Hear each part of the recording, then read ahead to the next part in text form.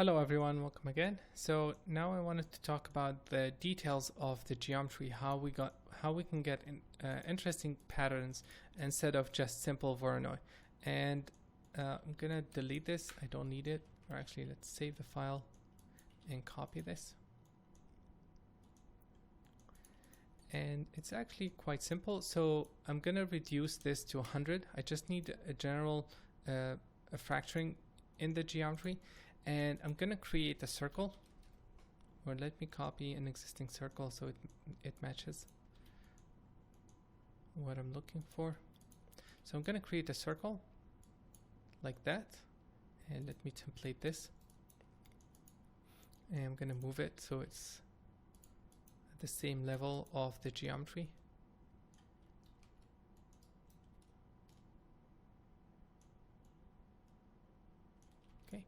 And I'm going to use a copy node, copy and transform. I'm going to copy it a few times and scale it. And actually let's do it here, so we'll scale it at the center and then transform it. Something like that.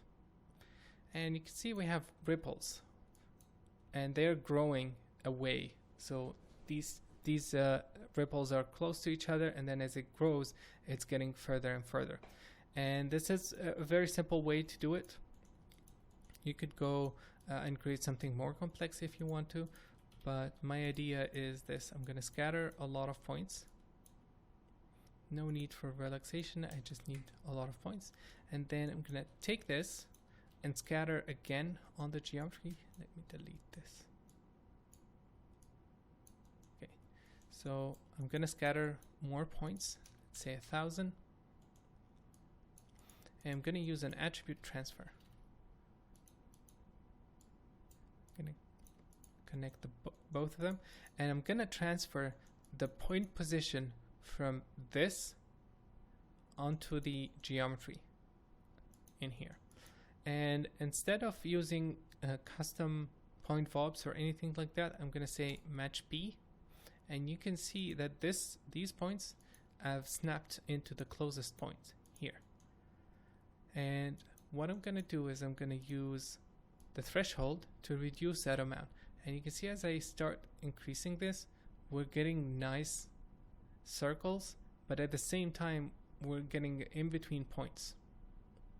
Okay, so that's what I'm looking for. And at the same time, I'm going to copy the scatter again and probably increase it a bit more, use a different seed, and I'm going to merge all of this. So here, this with this, maybe with these as well if we wanted to, and then fracture, use all of this to fracture the geometry.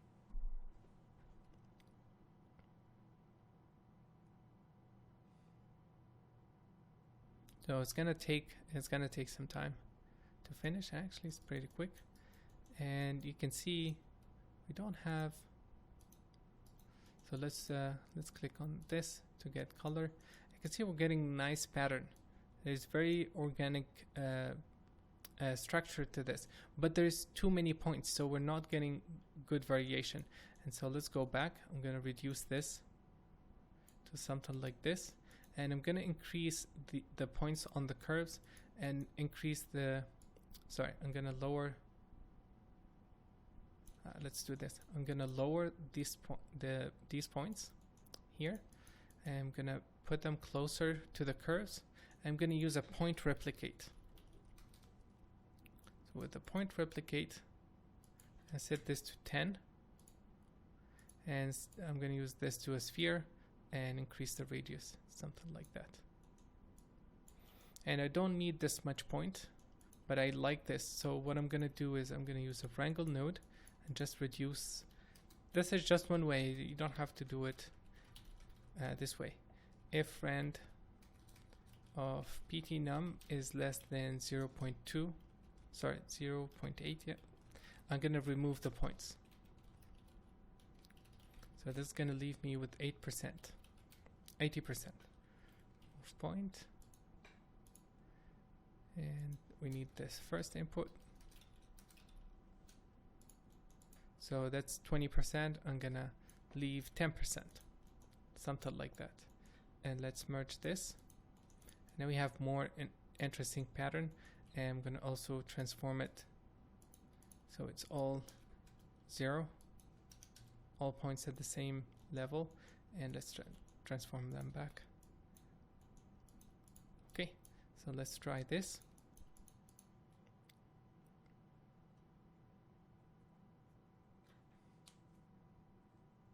And this is what's going to give me an interesting pattern. We have circles, you can see it there, and various shapes, different shapes, and as it gets further away, the shapes are getting bigger and bigger. And we can spend a lot more time on this if we wanted to, but this is the main approach for fracturing. So I'm going to show what I did here, and this is my grid. Everything is the same, and I'll explain this in a second. And these are my points. Actually, I used a lot less points apparently. And I have two parts, one for the bottom and one for the top. So this is the upper part, and I'm using the same technique to, let's put down a null. I'm using the same technique to create these patterns. So this is my geometry. I'm adding, this is my points that I use for the fracturing, and then I'm deleting a percentage, 40%, and then transferring them again to tighten everything, and that's what my Voronoi is going to be. That's it. And then I extruded them again, and this is my first plane. So let's do an exploded view. This is the pattern that I used, and I believe this is the bottom part, or yeah, this is, sorry, this is the top part, and this is the bottom. No, it's the other way. This one is the bottom, and this one is the top. So what is this rest thing? What am I doing here? Let's take a look. So after we did the Voronoi fracture, you can see the pattern is quite uniform. The shapes are quite uniform, and I don't like that. So what I do is I do this trick. I take the geometry, and that's why I have grid. That's why I have resolution here. I don't need this if I'm not planning to do this noise thing. So I'm gonna create a randomize or whatever, turbulent, or the noise, I can't remember, attribute noise, and I'm gonna noise up the P position. Okay, and let's make sure the scale is correct, and I'm gonna increase the amplitude. I'm gonna center it. Cool. So this is my new geometry.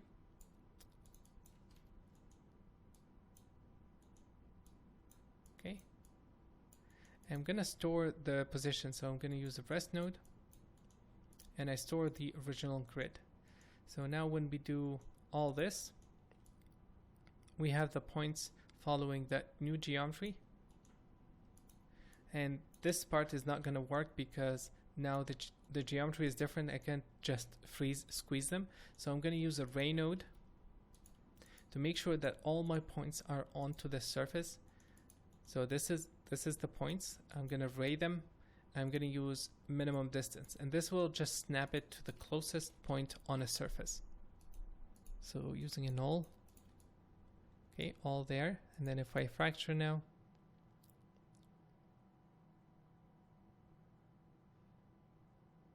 shouldn't take too long. So that's my fracture. But now the geometry is deformed. I don't want that. I want a flat plane, so wrangle V at P equal V at rest. And there we go. That's our pattern with more interesting details. We could go really high with this resolution if we wanted to, but I didn't want to get any concave shapes, so I played it safe, but we have interesting details. This is going to help us later when we do the edge displacement, because if it's just flat, it's going to look boring even in the viewport, but if we have enough details to work with, it's going to be much better to add displacement on top of that. Okay, so that's how I did the fracturing of the geometry, and this is my final geometry.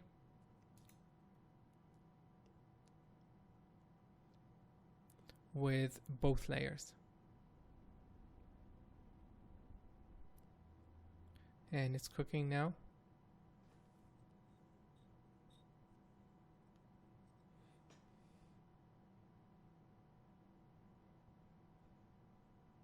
Shouldn't take too long.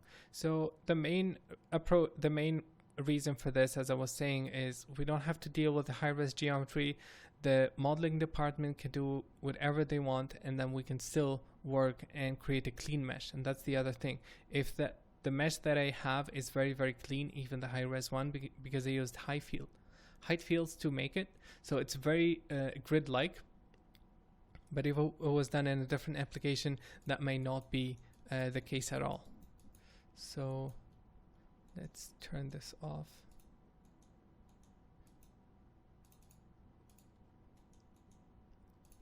Sorry, this one. So that's my pattern, and that's what we're going to use. Okay, so a quick thing to test our geometry is to do this. Let me first turn off the Voronoi display. So a quick thing we could do to test the how this is going to work is, let's put down a null. And this null is going to be my geometry.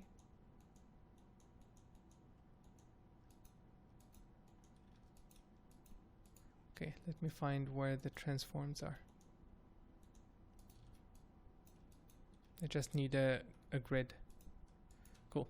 So a quick way, which is one of the approaches I'm going to use, is to select a point and do a soft transform. And I'm going to push it down. I'm going to increase it like this. And let's push it down even more. And let's add some noise.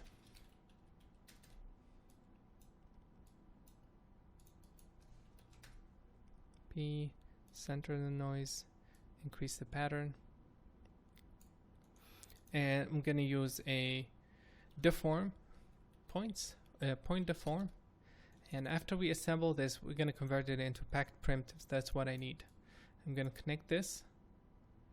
This is my rest geometry, and this is my deform geometry. And now we have a deformation that is applied to everything, and you can see the pattern is very, very interesting here. So I'm very happy with this, and I think it's something we can use moving forward. I do believe that this part is thicker in the final version, and we're gonna take a look at the rest of the setup in the next video. The only thing that I did not like, and I wish I had time to change, was these streaks. See these parts here? I would love to have more details like this. This one I like. But these stretching points I didn't like, because when they tipped, when they rotated just a bit, they caused the edge to show up, and I had to massage the geometry so that any deformation in there is going to be softened. And I did that as a post process, which is fine to do, but just something that you guys should be aware of. So that's it. See you in the next video. Bye bye.